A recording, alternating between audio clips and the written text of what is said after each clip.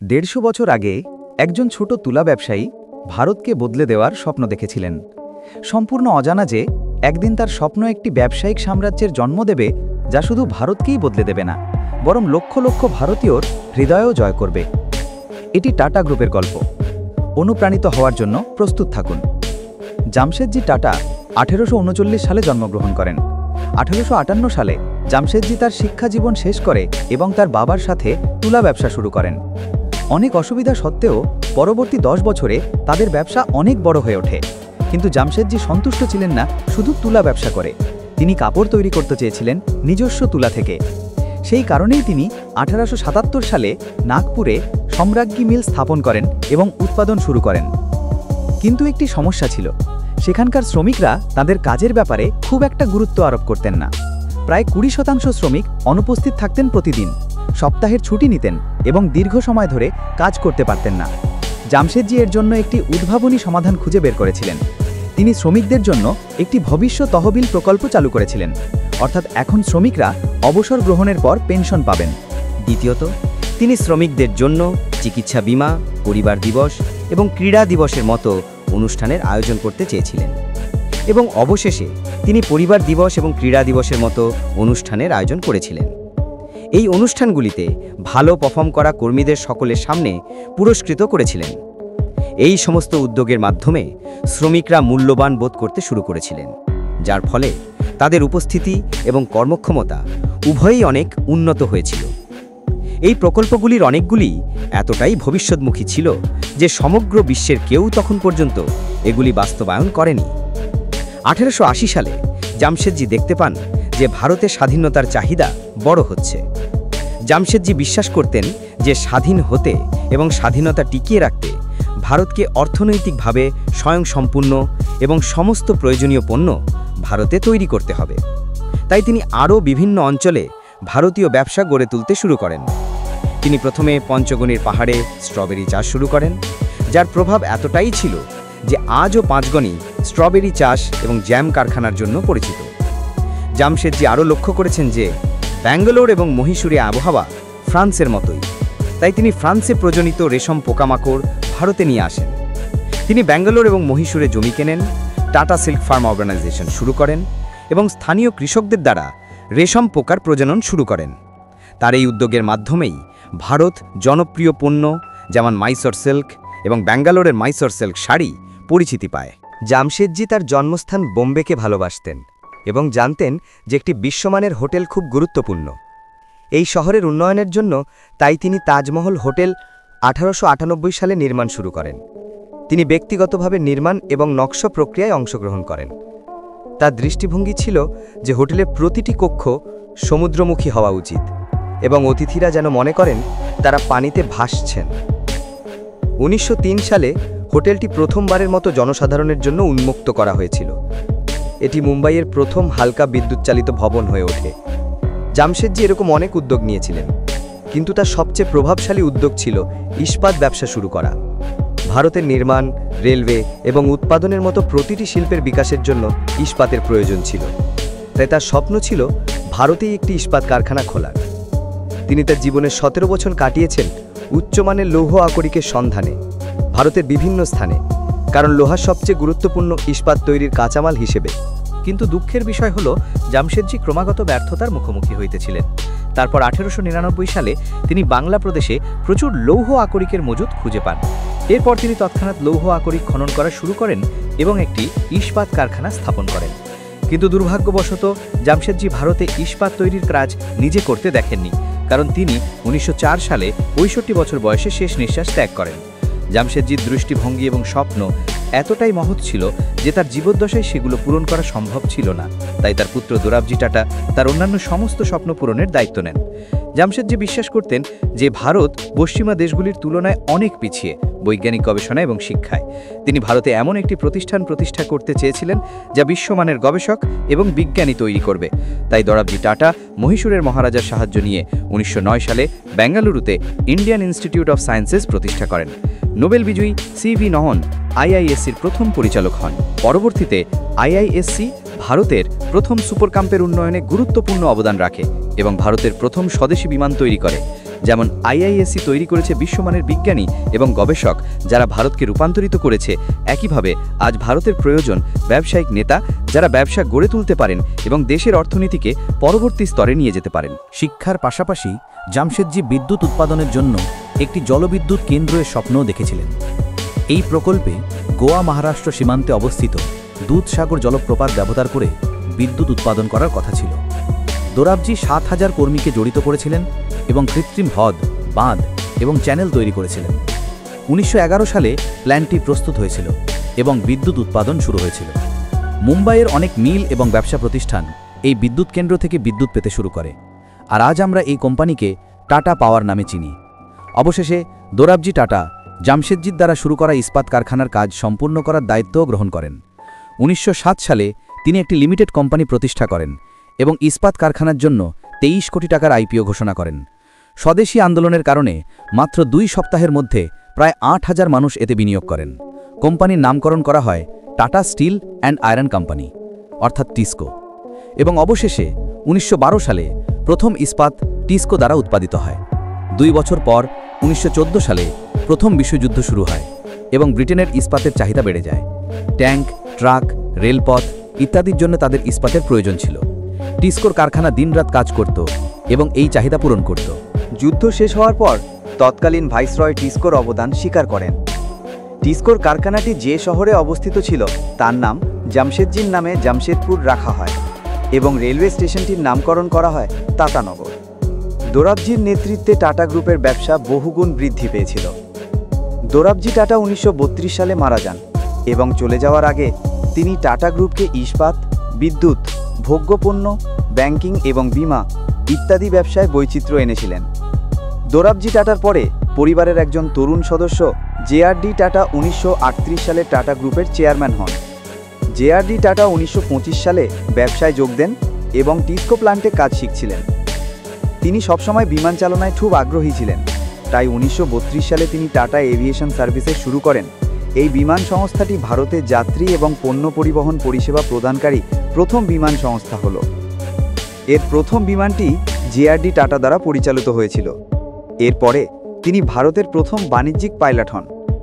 Chairman হওয়ার পর JRD লক্ষ্য করেন যে ভারতকে বিদেশ থেকে সোডা অ্যাশ এবং কস্টিক সোডার মতো প্রয়োজনীয় রাসায়নিক আমদানি করতে হয়েছিল।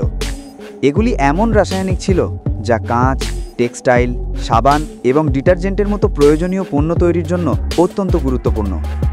তিনি চেয়েছিলেন এই রাসায়নিকগুলি ভারতে নিজেই তৈরি করা হোক। তাই ১৯৩৯ সালে তিনি গুজরাটের মিঠাপুর শহরে একটি কারখানা তৈরি করেন এবং এভাবে টাটা কেমিক্যাল শুরু করেন, যা আজও টাটা সল্ট তৈরি করে। রাসায়নিক ব্যবসা ভালোভাবে চলতে শুরু করে, কিন্তু জেআরডি এখনও বিমান ব্যবসার ক্রমবর্ধমান স্বপ্ন দেখেন।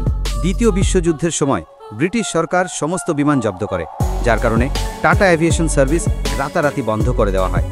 কিন্তু যুদ্ধ শেষ হওয়ার সাথে সাথে জেআরডি বিমান ব্যবসায় পুনরায় প্রবেশের সিদ্ধান্ত নেন এবং এইভাবে ১৯৪৬ সালে এয়ার ইন্ডিয়া শুরু হয়। এয়ার ইন্ডিয়ার ক্রুরা তাদের উষ্ণ এবং মনোযোগী পরিষেবার জন্য পরিচিত ছিল। তাদের ফ্লাইটের খাবার, পরিষ্কার পরিচ্ছন্নতা এবং বিমানের মধ্যে বিনোদন উচ্চ মানের ছিল। এমনকি তাদের ম্যাসকটও ছিল একজন মহারাজা, যা ভারতীয় আতিথেয়তা এবং বিমানের রাজকীয় মান প্রতিফলিত করে।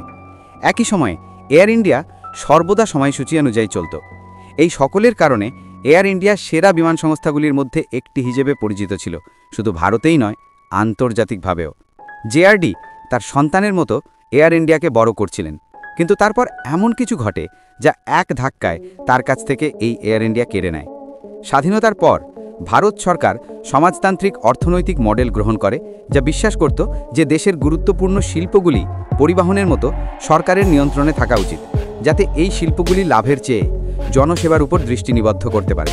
এবং সেই কারণেই ১৯৫৩ এয়ার ইন্ডিয়া জাতীয়করণ করা হয়, অর্থাৎ সরকারের নিয়ন্ত্রণে নেওয়া হয়। জাতীয়করণের পর এয়ার ইন্ডিয়ার মর্মান্তিক পতন শুরু হয়। পরিষেবা, সময়ানুবর্তিতা এবং নিরাপত্তা নেতিবাচকভাবে প্রভাবিত হয়, যার ফলে শেষ পর্যন্ত এয়ার ইন্ডিয়া তার বিশ্বমানের বিমান সংস্থাটির মর্যাদা হারায়।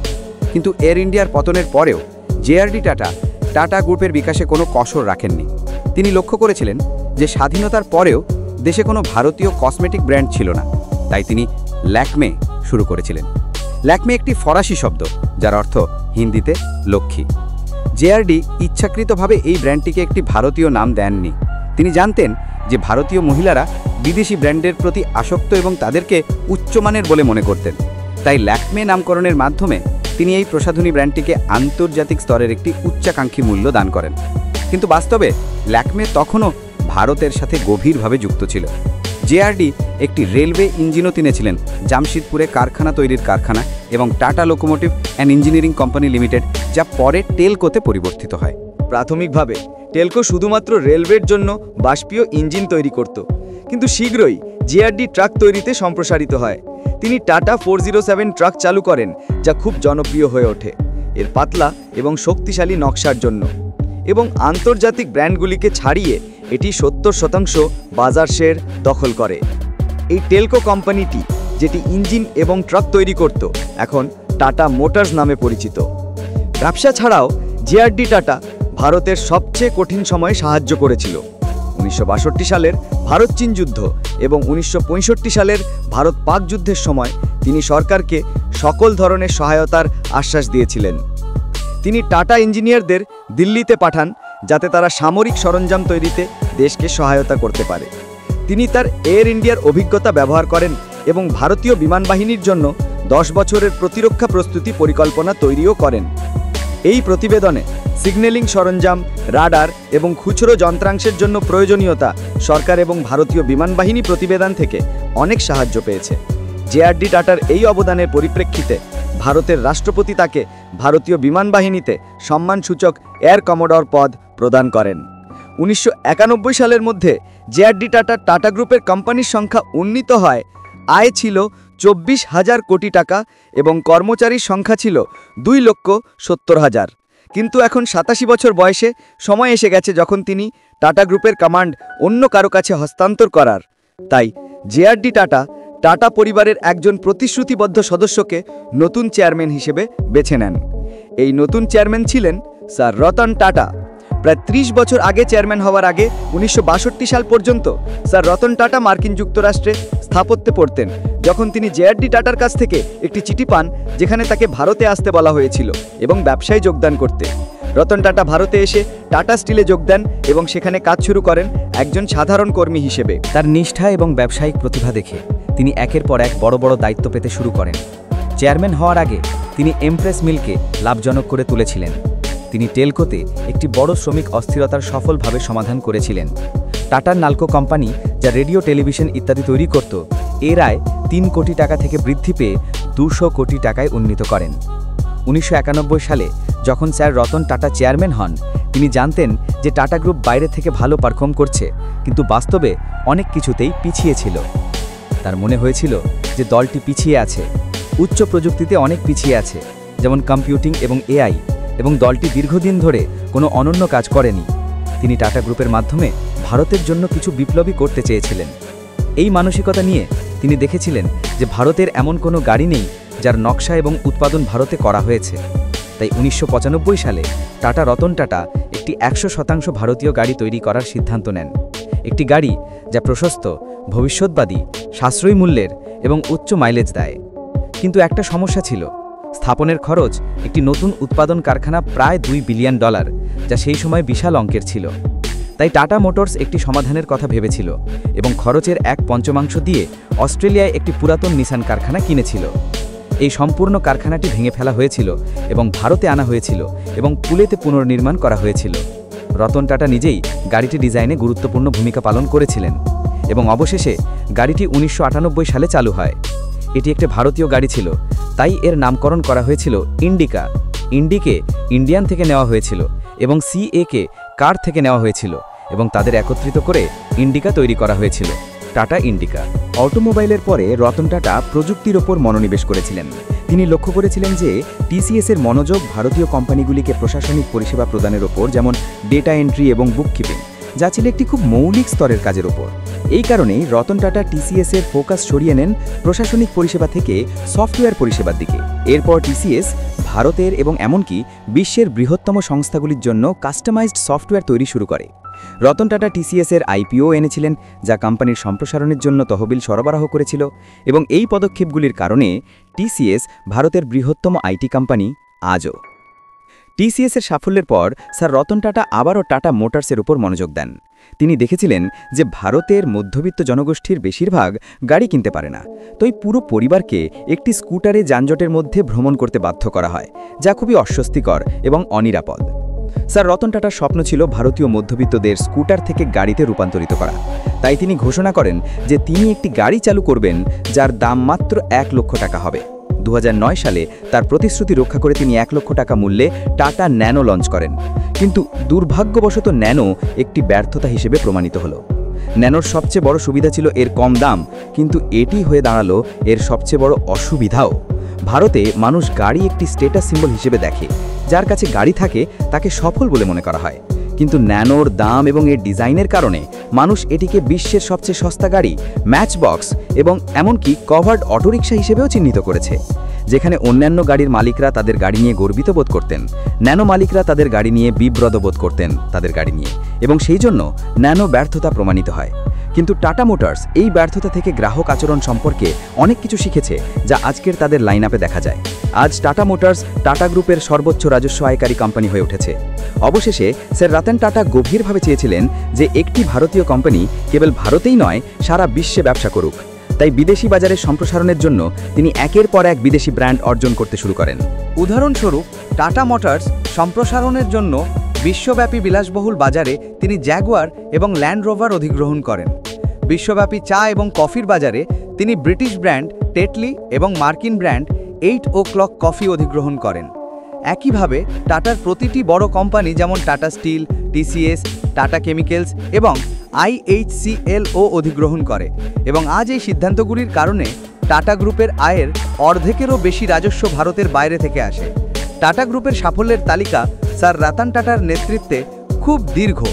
সেটা টাইটান তৈরি, বিশ্বের সবচেয়ে পাতলা ঘড়ি তৈরি, টিসিএস বিশ্বের অন্যতম সবচেয়ে শক্তিশালী সুপার কম্পিউটার তৈরি, বা টেলিভিশন বাজারকে ব্যাহত করে টাটা স্কাই চালু করে টাটা গ্রুপ প্রায় প্রতিটি ক্ষেত্রেই সাফল্য অর্জন করেছে। স্যার রতন টাটা বলেন যে যদি দ্রুত যেতে চাও তাহলে একা যাও, কিন্তু যদি অনেক দূর যেতে চাও তবে সবাইকে সাথে নিয়ে যাও। টাটা গ্রুপ সবসময় এই দর্শন নিয়ে ব্যবসা করেছে। একদিকে এটি বড় বড় কোম্পানি তৈরি করেছে এবং অন্যদিকে এটি স্কুল, কলেজ এবং হাসপাতালও তৈরি করেছে। টাটা গ্রুপ সর্বদা তার বিনিয়োগকারীদের নিয়ে এসেছে। এটি এর কর্মচারী, গ্রাহক এবং পরিণামে দেশ এগিয়ে যাবে, এবং সেই কারণেই আজ তারা মানুষের কাছ থেকে অনেক গুণ বেশি সম্মান পাচ্ছে তারা যে সাফল্য পেয়েছে তার চেয়ে। এটি ছিল টাটা গ্রুপের গল্প। যদি আপনার এই ভিডিওটি ভালো লেগে থাকে তাহলে লাইক করে দিন, শেয়ার করে বন্ধুদের দেখার সুযোগ করে দিন। ভিডিওটির কোন সেকশনটি আপনার সবথেকে ভালো লেগেছে কমেন্ট করে জানিয়েন, এবং এই রকম অনুপ্রেরণামূলক জীবন কাহিনী পেতে সাবস্ক্রাইব করে পাশেই থাকুন। আল্লাহ হাফেজ।